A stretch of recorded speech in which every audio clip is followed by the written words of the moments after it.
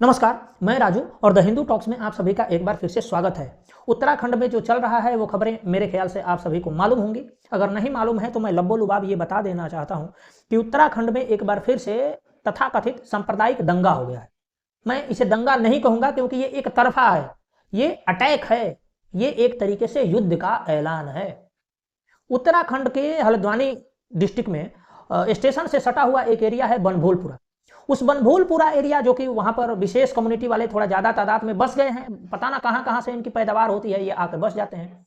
वहाँ पर बहुत सारे एरिया में सरकारी जगह पर ये बस गए थे और वहाँ पर मदरसा और मस्जिदें बना करके ये बैठे हुए थे।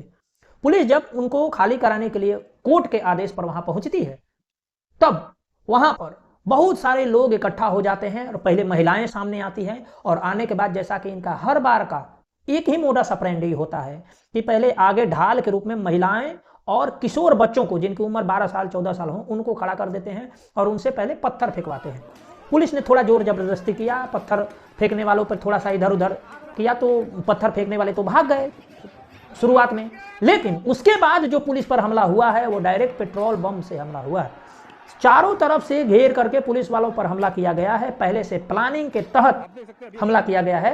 ये मेरा कहना नहीं है, वहां के डीएम साहिबा का कहना है। डीएम साहिबा ने और क्या क्या कहा है, आप पहले उनके बयानों को सुन लीजिए।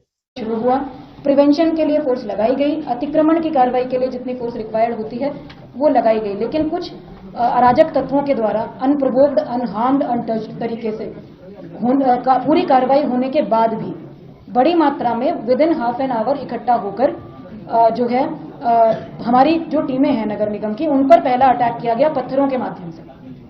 पत्थर बरसाने शुरू करे गए चारों तरफ जो छतें हैं उनके माध्यम से। मैंने आपको 30 तारीख की फुटेज दिखाई, किसी छत पर कोई पत्थर नहीं था। तो जिस दौरान ये सारी विधिक प्रक्रिया चल रही थी, जब हम सुनवाई कर रहे थे, माननीय उच्च न्यायालय सुनवाई कर रहा था, तो छतों पर पत्थर उस दौरान इकट्ठे करे गए।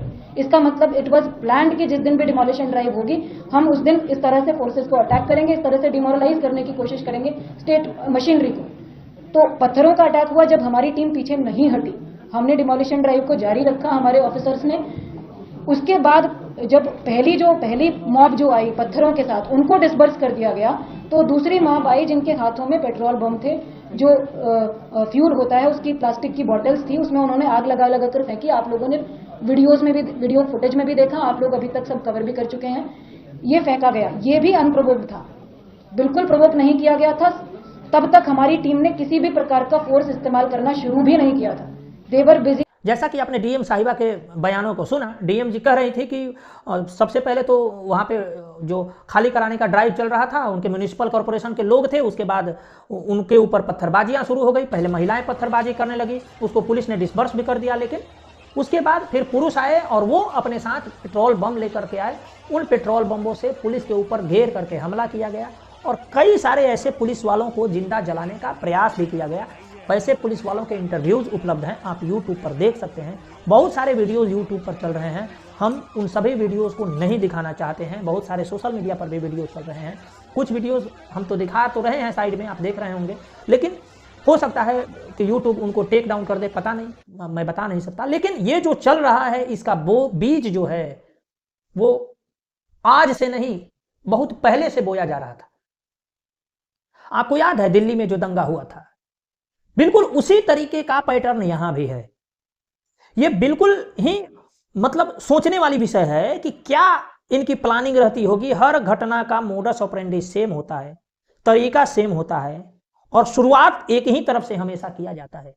क्या कारण है कि इतना कुछ होने के बाद भी पुलिस उस मामले को कंटेन करने में विफल रहती है? आप इस चीज को सोचिए कि जब पुलिस के पास ये पहले से पता था कि पुलिस जा रही है ऐसे एरिया में जो तथाकथित सेंसिटिव कहलाता है, तो पुलिस क्या पूरा अपना तैयारी के साथ गई थी? अगर तैयारी के साथ गई थी तो फर्स्ट आवर में ही पहले ही लोगों को डिटेन क्यों नहीं किया गया? वहां से इनपुट क्यों नहीं लिए गए? वहां लोकल जो ऑपरेशंस होते हैं उनसे इनपुट लिया जाता है कि भाई क्या वहां पर माहौल चल रहा है, अगर मदरसा ढाने के लिए बुलडोजर जाएगा तो उन पर हमला तो नहीं हो जाएगा। पुलिस के पास सारे इनपुट्स होने चाहिए थे। पुलिस ने पता नहीं वो इनपुट का एनालिसिस किया या नहीं किया। ये घटना हुआ और ये घटना इतना भीषण था, इतना व्याप्त था कि इसमें महिलाओं को भी जिंदा जलाने का प्रयास किया गया जो पुलिस कांस्टेबल के रूप में वहां ड्यूटी पर तैनात थी। हालांकि महिलाओं को तो कुछ हुआ नहीं, किसी तरीके से उनका जान बच गया। लेकिन अब सोचना यह है कि आखिर इसका बीज बोया कब गया था।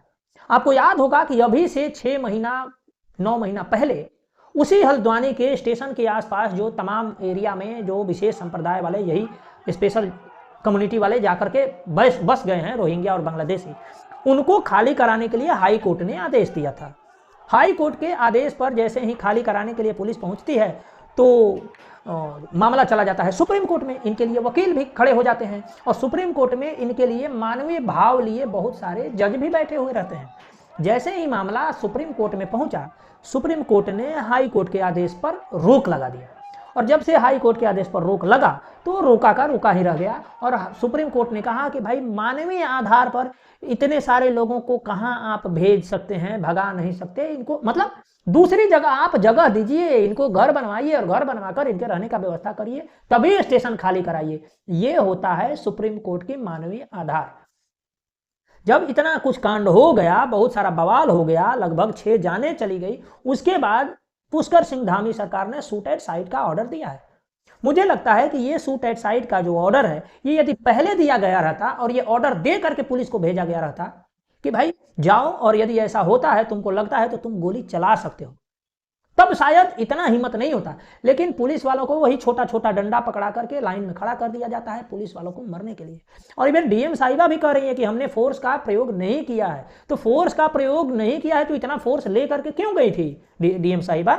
लोगों को पिटवाने के लिए और फोर्स को लाठी डंडे खाने के लिए, पेट्रोल बम खाने के लिए? यही नहीं, वहां पर सैकड़ों की संख्या में गाड़ियां जलाई गई। जो वहां पर मीडिया कर्मी थे जो इसको कवरेज कर रहे थे उन पर हमला हुआ, क्योंकि वो काफिर हैं और काफिरों पर हमला तो मतलब इनके किताबों में लिखा गया है। मीडिया की गाड़ियां जलाई गई, पुलिस की गाड़ियां जलाई गई, पुलिस के थाने को घेर कर उसको आग लगाने का प्रयास किया गया। हालांकि उसको जैसे तैसे पुलिस ने कंटेन किया, बचा लिया। अब सवाल उठता है कि इतने सारे मामले होने के बाद देश के और भागों में क्या चल रहा है। अभी एक हालिया उत्तर प्रदेश में भी हुआ कल, जैसा कि शुक्रवार था, और शुक्रवार विशेष कम्युनिटी वालों के लिए विशेष दिन होता है। उसमें इनकी जो तंजीमें हैं वो विशेष माहौल तैयार करती है, अपने लोगों को जुटाती है और वहां पर तकरीरें करती है। उन तकरीरों को करते हुए उत्तर प्रदेश का जो जहरीला व्यक्ति है तौकीर रजा ने कहा कि बुलडोजर को अब हम लोग बर्दाश्त नहीं करेंगे और अब हम लोग मार देंगे, जान ले लेंगे, ऐसे शब्दों का भी प्रयोग किया। फिर पुलिस ने उनको डिटेन किया और फिर से छोड़ दिया।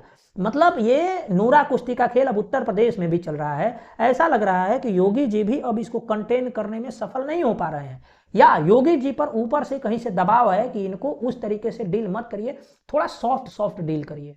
अब पता नहीं क्या मामला है, लेकिन उत्तर प्रदेश में भी ऐसा हो गया और यूं कहिए कि दंगा होते होते बचा है। दंगा होते होते उत्तर प्रदेश में किसी तरीके से बचा है, अन्यथा ये आग पूरे उत्तर प्रदेश में फैलती। हालांकि उत्तराखंड जो कि सटा हुआ एरिया है उत्तर प्रदेश से, वो तो जल ही रहा है।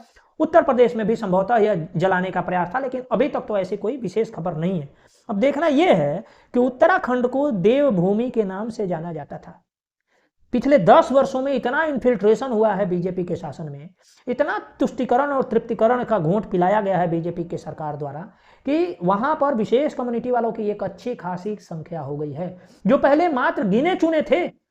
और अब ये लोग ऐसे ऐसे सड़कों पर, ऐसे ऐसे जगहों पर कब्जा जमा करके बैठे हुए हैं, अपने दरगाह के नाम पर जमीनें कब्जा करके बैठे हुए हैं, जो बिल्कुल मेन कनेक्टिविटी पर पड़ती है। और ये बहुत ही चिंता का विषय है, क्योंकि धामी ने जिस तरीके से, हालांकि इन्होंने प्रयास किया है कि कुछ ऐसे अवैध जो मजारे वगैरह है उसको ढाने का प्रयास किया है, लेकिन अभी भी बहुत सारे ऐसे जगह छुड़ाने बाकी हैं जो अभी इन उग्रवादियों, आतंकवादियों के कंट्रोल में है। हालांकि पुलिस के शूट एट साइट के ऑर्डर में शायद 2 या 3 आतंकवादी मारे भी गए हैं, लेकिन ये काफी नहीं है। ऐसे मामले को बहुत संवेदनशीलता से डील करना होगा, क्योंकि दिल्ली में भी इसी तरीके का दंगा हुआ था और वहां पर 56 जाने गई थी। ईश्वर का आशीर्वाद है कि अभी तक 6 लोगों का ही कैजुअलिटी के बारे में अभी तक खबर है। अब आगे आने वाले समय में पता नहीं क्या होगा। हालांकि इसको रोकने का क्या तरीका हो सकता है, मेरे विचार से सोचिए तो पुलिस को पहले ही ये ऑर्डर दे करके भेजो कि भाई अगर कोई बीच में आता है तो उसको शूट एट साइट का ऑर्डर है तुम्हारे पास, तुम गोलियां चला सकते हो। ऐसा ऑर्डर यदि पहले से हो तब शायद उतना इनका मन न बढ़े और सामने से पेट्रोल बम लेकर के बच्चों और महिलाओं को न भेजे। हालांकि इनके लिए एक अलग से पहले से तैयार होता है, वो जो कार्ड होता है इनका विक्टिम कार्ड ये लेकर पहले से खड़े होते हैं। अगर शूट एट साइट में या गोलियां चलाने में यदि बच्चे मारे जाते हैं जो नन्हे नन्हे मुजाहिद हैं, या जो बुर्काधारियां बुर्का नशी मारी जाती है, तो फिर उन्हीं का फोटोज दिखा करके ये नेशनल और इंटरनेशनल मीडिया में ये सुर्खियां बटोरने का प्रयास करेंगे और कहेंगे कि हाय हमें मार दिया, यहाँ पर प्रताड़ित किया जा रहा है। लेकिन इनके द्वारा किया गया कुकृत्य अभी भारत भूमि में क्या चल रहा है ये आप सबों को मालूम होगा। इसलिए मैं कहता हूं कि इनका मोडस ऑपरेंडी सेम है। शहर बदल जाते हैं, राज्य बदल जाते हैं, लेकिन इनका जो प्रक्रिया है, कार्य प्रणाली है और जो हमले का तरीका है वो बिल्कुल ही सेम रहता है। इस मुद्दे के बारे में आपके क्या विचार हैं, आप हमें कमेंट बॉक्स में अवश्य लिख सकते हैं। आपका बहुत बहुत आभार। नमस्कार।